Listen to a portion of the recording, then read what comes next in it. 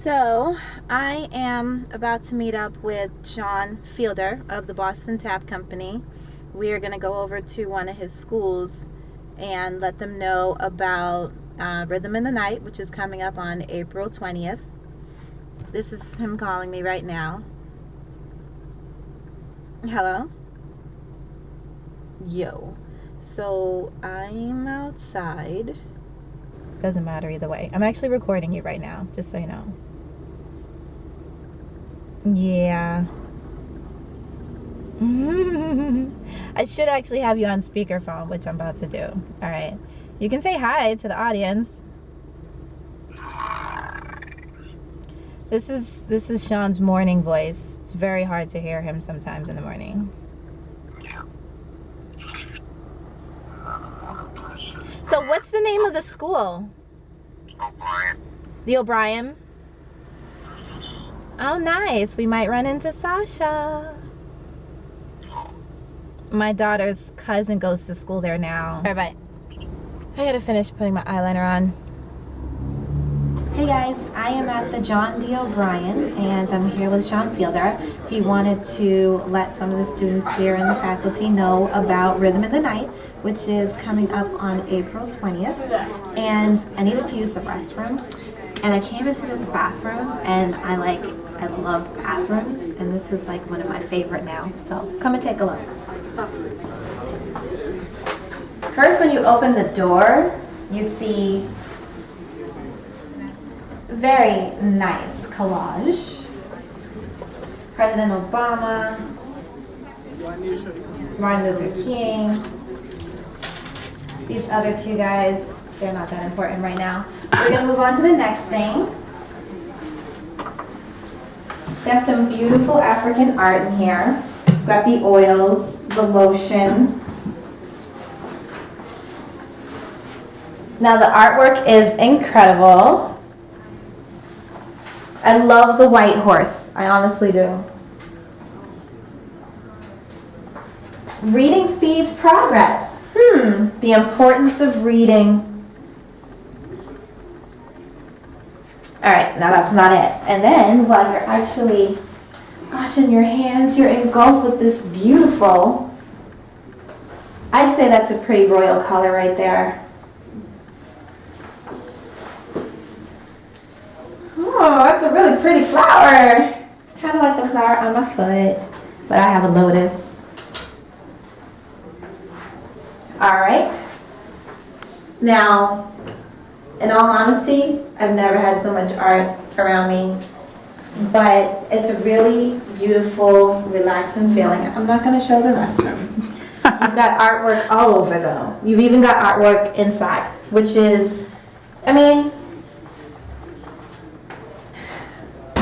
doesn't this inspire you to have like more artwork and more meaningful things on your walls and stuff? Okay. So, I'm having a wonderful time.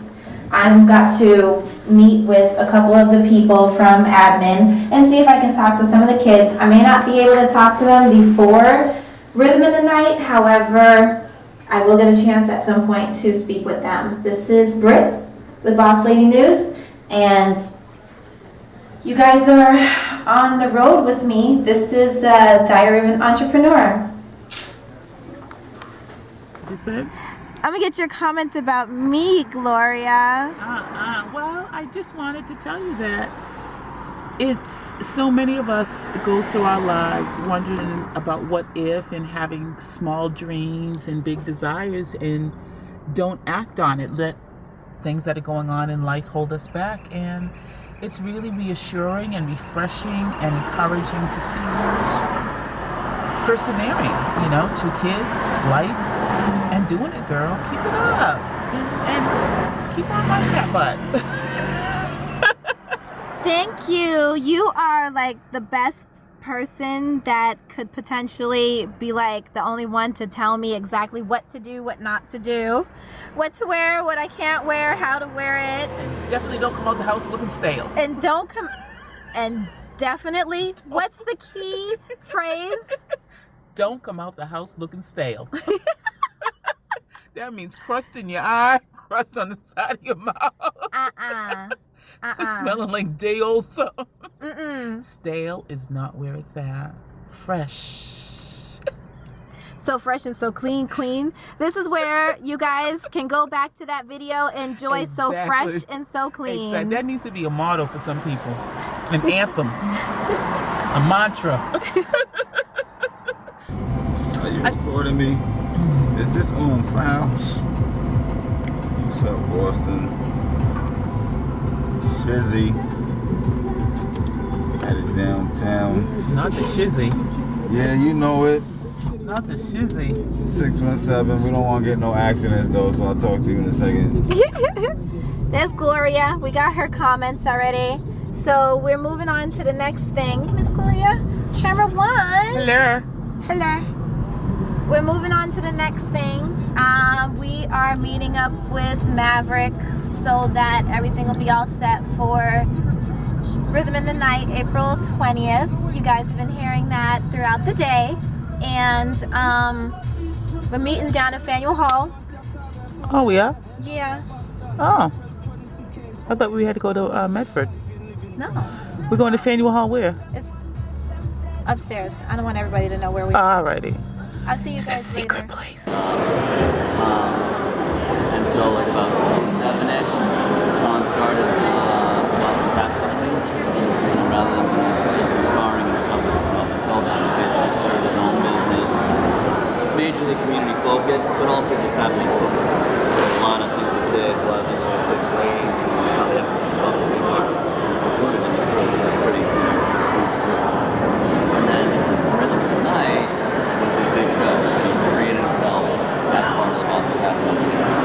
Has elements of Queen of Funk, has elements of Nutcracker, which we both done, and elements that are new and modern, you know, technology, all sorts of stuff to kind of make it as funky as possible. So it's got a lot of the funky shit, cutting edge.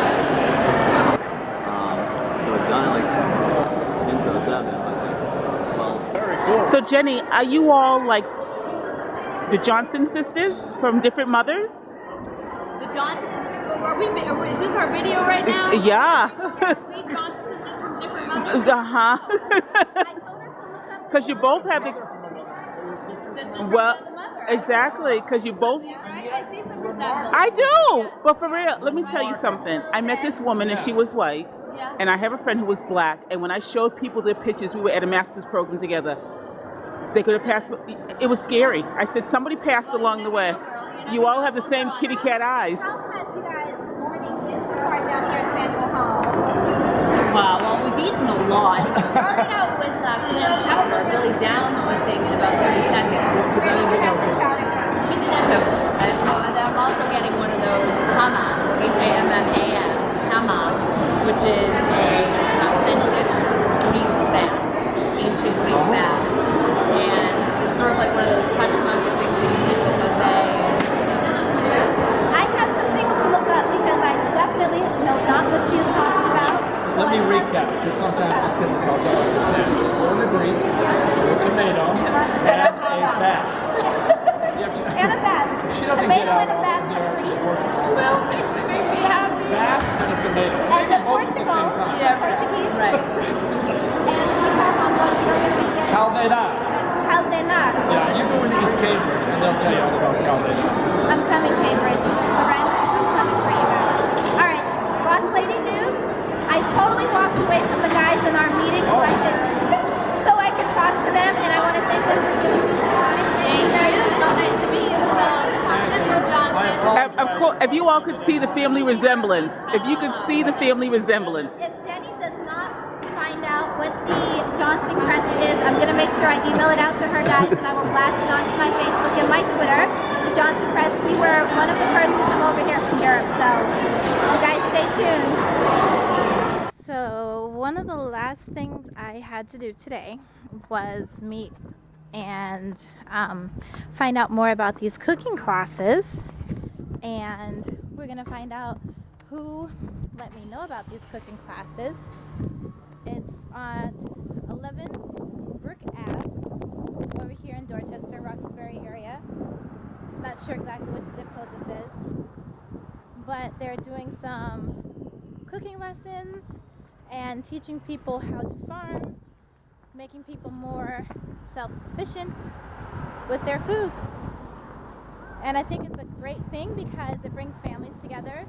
There's a lot of kids that are interested in getting out into the cooking environment, culinary schools, and if we start them off young, it's very healthy as well. So, oh, there it is. I found it. I've been like walking around for 10 or 15 minutes, I swear. My goodness, I've driven past this place so many times and I've not known. Ooh, there's a couple kids inside. I'm excited. You guys may not get a chance to see the kids, but I'll tell you all about it, and next time you'll get a chance to meet them. Here's where I'm supposed to be. That's Sana, and that's Marley. And we're going to split them into 3 groups. Some of them are going to go outside, and I believe they're transplanting cilantro plants outside. They're going to do some more plantings in beds here, and I'm going to have them hunt for roly-poly bugs because we have a whole bunch of them. Roly-polies. Yes. Those are like those Pill bugs. They make a little ball, and the kids are obsessed with them right now. So you got to just let them. You got to go with it. And I'm at the... This is the Dudley Greenhouse, managed by the Food Project and owned by the Dudley Street Neighborhood Initiative, or DSNI, which is kind of across the street and to the right on Dudley Street. And so this is, I don't know the square footage of the space, and we have beds here. Community members grow their own food, and we also grow tomatoes for commercial sale to restaurants in the back. That supports everything else that happens here at the greenhouse. Nice. All right, we're gonna go inside. What's your name again? I'm Stephanie. So this is the beetle. I found it. Well, the kids found it actually. Look at it moving around. All right, so this is the garden. This is the West Cottage urban farmland plot. It's one of our, I think it's about 1.5 acres or an acre of land. There's another one over on Langdon Street. And our biggest piece of land is out in Lincoln. And we also have land on the North Shore in Beverly and in Lynn. Very intentionally pull youth from both communities, and then they're mixed and they have to work together. They have to get to know each other, and they don't only work the farmland. They spend a lot of time building community, learning how to work together as a team, learning the value of diversity and what diversity can bring to. Now you had mentioned that this has been put together by almost like a group of people. Oh, okay. So the Food Project was started in 1991. A black preacher and a white farmer came together with this vision of transforming the landscape and having youth work together. So that was the initial idea, and it's grown very much. That was 20 years ago, and the Food Project is pretty well known as a sustainable agriculture and youth development model nationwide. Dudley Street Neighborhood Initiative is another nonprofit in the area that the Food Project works very closely with when it comes to the work in the community and developing projects that are good for the community, like the greenhouse is one. Ooh, what are these? Okay, now I feel like a little kid again. What are these? So this is spinach, and it was probably overwintered. Spinach is something that can kind of have a dormancy period when it's cold, and it's a lot of these kind of greens actually, they come back sweeter after that. Ooh. So you plant them in the late fall, and then you mulch them over with straw, and then they get a really good head start. So they've been growing for a while. Flowers here. Hi. How you doing? Good to see you. And a lot of the neighbors, they watch out for the land. They help out on the land. Some of them even have plots and are able to grow on the land here in the greenhouse. I think that might be a master urban gardener. She does a lot of work, community work inside the greenhouse, teaching people how to grow their own food and tend their own food. And this all here, I think this is cover crop. So it's it's 2 different plants. It's called rye. One's rye and one's vetch. And that puts nutrients back in the soil. So after they take up all the rows of food, at the end of last season, they would plant all of this. And it's kind of like a green fertilizer. So they're going to plow all this under, and it'll put nutrients back into the soil. Oh, wow. I did this in a little bit. You have to take care of the land. The land needs to rest, so plots are rotated. Like one plot will be taken totally out of production for a season so that it can rest and be built back up and have fertilizers and amendments added to it. And the plots are all kind of rotated to keep it really healthy. That's interesting. Just kind of bringing up everything that I'd seen prior to me deciding that I really was gonna like go into really thinking about what I eat Yep. and what I buy and what I'm encouraging the girls to eat and buy. And I realized that they don't do that with animals. They never give animals a chance to actually rest. And in fact, cows, they keep them pregnant. They never get a chance to rest. Yeah, they always have milk, you know. Otherwise, how would they have milk all the time? We're not trying to indoctrinate them and tell them how they're supposed to think. We're just trying to provide them with information and show them kind of hands-on, this is what it's like to be involved with your own food. And then start questioning the food that you're used to. How is that different than this? So you guys are like the Indians teaching the pilgrims. Sort of, something like that, except we're the Indians teaching the Indians because they're home. That's right. And this is where we would compost. This is all we kind of dump. And this is something else to teach the kids. It's really important is that nature does not waste. Sid the Science Kid talked about compost. I do actually. I remember that one. Yep. And so everything that all the scraps from our food, all the leaves from our lawn, that's really valuable stuff because you put it all together in one big bin, one big area, you start mixing it up and it starts to break down and it turns into rich, nutritious, healthy soil amendment that you can add back to your dirt and grow great rock star, healthy, high nutrient produce. Kind of like that old wives' tale where like women, I know this is kind of you guys, but where like women are reusing the placenta. I'll get a story on that, I promise. There's actually people who eat it. I know they eat the placenta. a lady who there's a business where she dries it out and puts it in capsules after you have your baby so you can take it back in. And I think because some animals actually eat it. See the community lunches and we also do serve and grow here. Community lunches, food. I love food. And when we have community lunches, so chefs come in and donate time to prepare a meal from the food that comes here on the farm. So we are going to have to transform this place. You guys, everyone out there, Boss Lady News, supporters, we want to transform this luncheon area into something spectacular because I want everybody to know about this. And we also do twice a week we have a volunteer program called Serve and Grow.